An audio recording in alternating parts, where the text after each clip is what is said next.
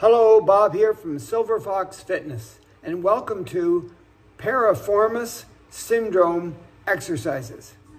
Piriformis Syndrome is a condition in which the piriformis muscle located in each bum spasms and causes you pain.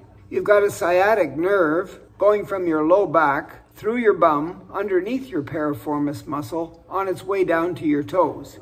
And if you sit around a lot, the piriformis muscle will stay contracted and it'll touch or rub against your sciatic nerve, and voila, you've got problems. So these exercises should help you not get piriformis syndrome, or if you already have a pain in the ass, relieve it. Do them regularly, do them slowly, and make sure you do them. Start by getting down on the floor safely. And you're going to lie on your stomach with your feet stretched out, shoulder width apart, and your head resting on your hands.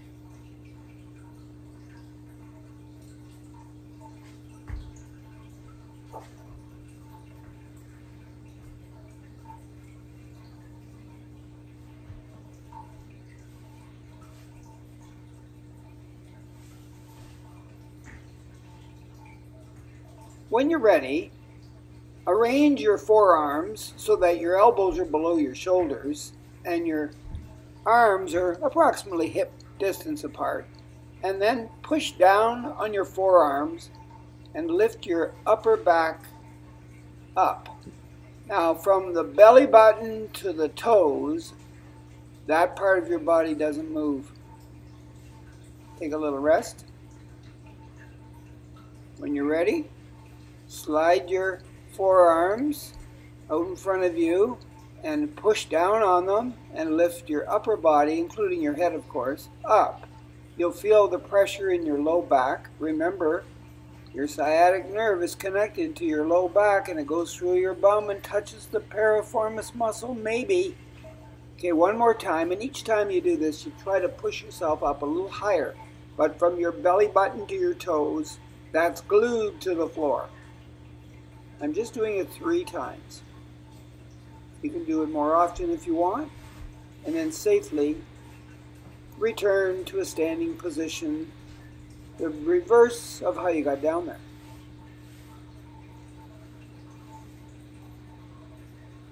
So it's not quite the regular push-up, modified version, a little bit of cobra posing there from the yoga class.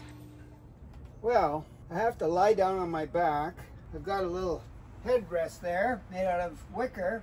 You can get a rolled up towel if you want. Put it under your neck there for support. But I want to get down safely, so I think what I'll do is I'll do a tilt and then I'll bend my legs into a little squat and put my hands on the floor and then try to make room for my knee and the other knee. And then I'll move up toward my pillow, put my hip down so I'm on my side. Using my upper body, lower my head down, and then I'll roll on my back. And I put the headrest underneath my head and my neck. My back's on the floor here. My arms are at the side, but I think I'll have my legs bent, feet flat for a second and just see how this feels. Okay, I'm trying to get into the cannonball position. So I'm going to bring my knees toward my chest. I'm going to grab my lower legs, bring my legs together. I can cross my feet if I want or not. I think I will. And I'm going to grab below my knees and pull my knees into my chest. So my upper body isn't really doing much except my arms are and my legs are. So I'm working, well, all kinds of muscles from my neck and my head right down to the bottom of my feet, but especially my lower back. And when I pull my knees in like this, my lower back, where my lumbar area is stuck to the floor. My knees are coming toward my chest, so there's a lot of hip flexion going on there. How long do I hold it? Well, I hold it as long as I can, till I can't do it anymore. Let's just say that was about 30 seconds, and then I think, holy cats, am I getting tired. So I'll gently let go, put my arms back down and my feet back down. They're still bent, feet flat. I can rest here and either do it again, Maybe I'll just show you one more time. So I lift my feet up, my legs are bent, they're coming, knees coming toward my chest. I grab underneath my knees there, cross my feet at the ankles, and pull my legs into my upper body and hold it there.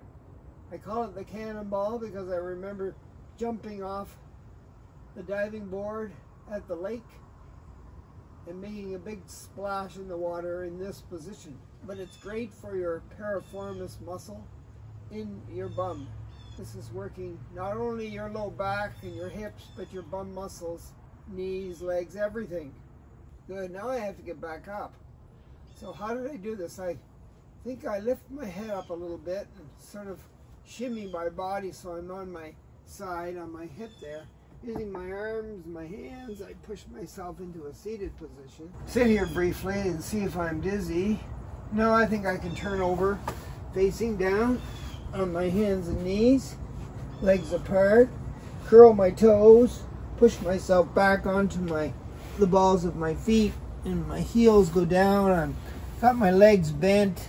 I'm really low to the ground, hips down, then straighten my legs into a tilt, and then slowly curl up. And I'm just on the cannonball for my piriformis in my bum. The last Piriformis Syndrome exercise, I call it the figure 4 clam.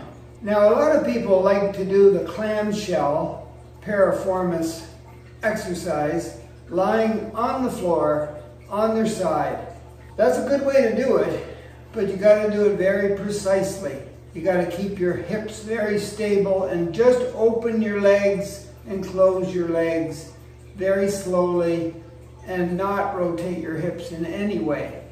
Too complicated for me. So I'm going to do it sitting in my nice sturdy oak chair, sitting up nice and straight on the edge of my chair, putting my feet together and my knees together.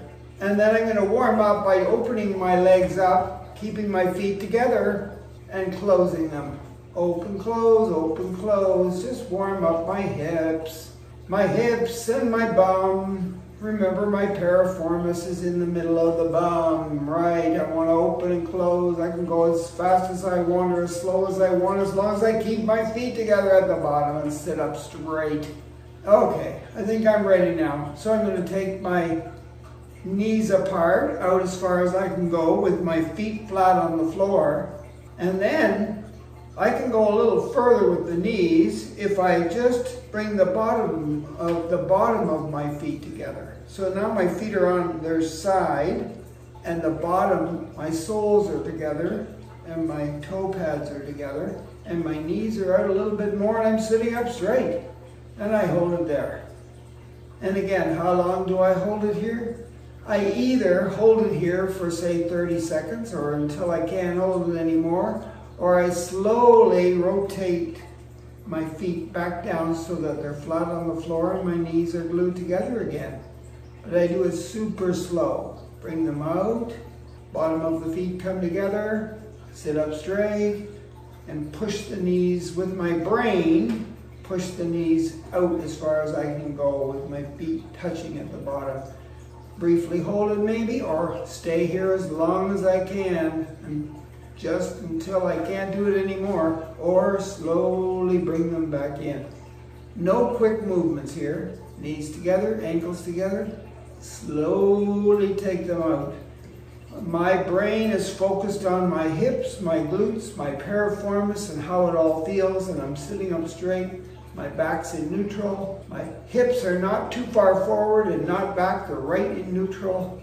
Sitting up nice and tall, shoulders relaxed, down a little bit and back. My head sitting right above my spine. My chin is pushed into my neck. Best seated posture I can get, and then maybe I slowly bring it back in. So that's the clam in a seated position, but I'm not quite done. As soon as I cross my legs, even down here at the bottom, that becomes piriformis time, piriformis alert. And then I'm going to slide my leg up so that my ankle is above my knee. Really, really, really, really piriformis alert in that bent leg, hip, bum area. So when I get my leg up as high as I can, maybe I'll just pull it in a little bit more. I grab the top of my foot with my thumb underneath the bottom of my foot. I push it down so my foot's starting to bend toward the floor, right? And then with my brain, not my hand, my brain, I try to lower that knee that way so that my lower leg is in this position, but I can pull, not only my toe is down, but I can pull my foot up to try to get that knee to go that way. So my lower leg's like this. Well, that's as far as it goes, folks, but I can feel it in my hip over here, and my piriformis is trying to get this to work. So it's a strength move. It's also kind of a stretch, depending on how long I hold this position, sit up straight.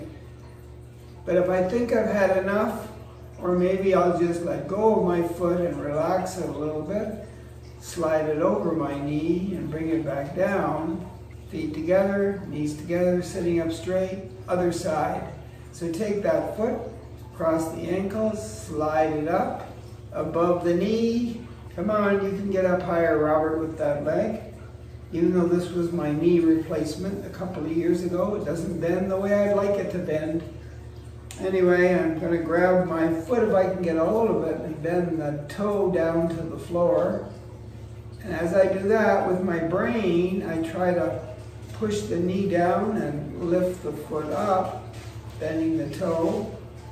Whoa, I can feel it now in my hip. Piriformis muscle is saying hello. Do I hold it there until I can't do it anymore, or do I just go, well, that's about 10, 15, 20, 25, 30 seconds. And then I think, okay, that's pretty good for today. Let go of the foot, slide it back down, ankles touch, bring them around, put the feet together, knees together, sit up straight. And a little bit clammy ending to this clam shell figure four.